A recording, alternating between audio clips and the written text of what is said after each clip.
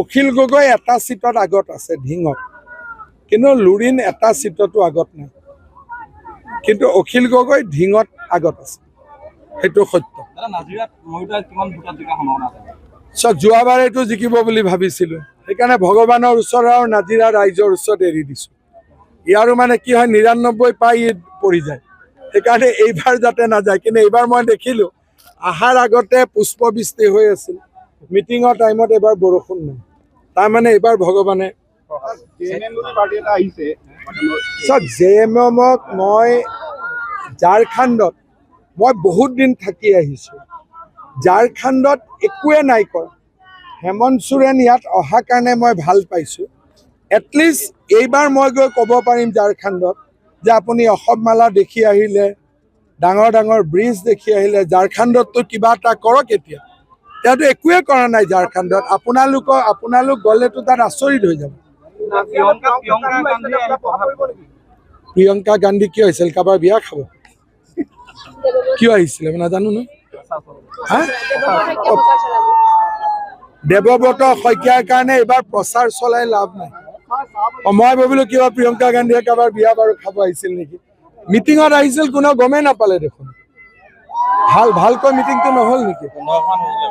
মানে কোনেও গমেই নাপালে, ময়ো গমেই, আজি আপোনালোকে কওঁতেহে গম পাইছো তেওঁ আহিছিল। এইকেইদিনত আহিছিল নেকি?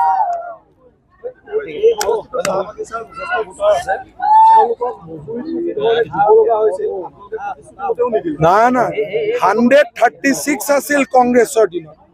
70 বছৰ কংগ্ৰেছে দিলে 136, হিমন্ত বিশ্ব শৰ্মাই 5 বছৰ দিলে 280। কোনেও কোৱা নাই, সেই শব্দ মোৰ মুখৰ পৰা নোলায়। আৰু দিম বুলি ক'লেই কংগ্ৰেছেওতো কৈছিল দিম বুলি, কংগ্ৰেছে কিমান দিলে? স্বাধীনতাৰ পিছত 136, আমি একেলগে দিলো 280। গতিকে বাগিচাৰ মজদুৰেতো আপোনালোকে প্ৰভুক কৰিলেও বিজেপিক ভোট দিব। মোৰ পৰা একদম এনেকে লিখি লওক, 100%। বিয়া পাতাই দিম আকৌ। বিয়া নাপাতা ল'ৰা কিবা দি দিলে সি বিয়া নাপাতাকৈ থাকি যাব। তাতকৈ আজি ক'লোৱে না, বিয়া পাতিলে অৰুণোদয় এটা দি দিম বুলি। বিয়া পটুৱাব লাগিব চবকে। চব মিডিয়া বুলি ক'লে মোৰ অলপ কষ্ট হয়। কিছুমান ভাল মিডিয়া, কিছুমান বেয়া মিডিয়া। এতিয়া প্ৰতিদিনৰ মানুহবিলাকেতো খালি বিজেপিক হৰুৱাব লাগি আছে। এইটোতো কংগ্ৰেছৰ লিফলেট টাইপ হৈ গৈছে। গতিকে মিডিয়া বুলি ক'লে নিৰপেক্ষ মিডিয়াৰ কাৰণে যিকোনো কাম কৰাত মোৰ আপত্তি নাই, কিন্তু যিবিলাকৰ টাৰ্গেটে বিজেপি, তেওঁলোকৰ কাৰণেতো একো কৰি লাভ নাই। তেওঁলোকক কংগ্ৰেছে ডেফিনেটলি দিয়ে আছে, হয়নে নহয়? কংগ্ৰেছেতো কিবা দিয়ে আছে, নহ'লে বিনা পইচাত কংগ্ৰেছৰ হৈ কৰিব নেকি? মই আদৰণি জনাইছো দল সংগঠনখিনিয়ে কৈছে শিৱসাগৰ ডেভেলপমেণ্ট লাগে। কুশল দুৱাৰী জিকিলে আমিও শিৱসাগৰত আহিব পাৰিম খোলা মনেৰে। যিটো তালা লগাই থৈ দিছে, তালাটো খুলি যাব, আমিও আহিব পাৰিম। আৰু শিৱসাগৰতো কৰিবৰ কাৰণে অপাৰ সম্ভাৱনা আছে।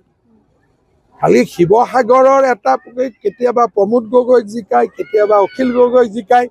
বিৰোধী ৰাজনৈতিক দলৰ লগত থাকোঁতে শিৱসাগৰত কামৰ পৰিমাণটো যিমান হ'ব লাগিছিল ইমান হোৱা নাই। মই ভাবোঁ 10 বছৰমান শিৱসাগৰ ৰুলিং পাৰ্টিৰ লগত থাকিব লাগে।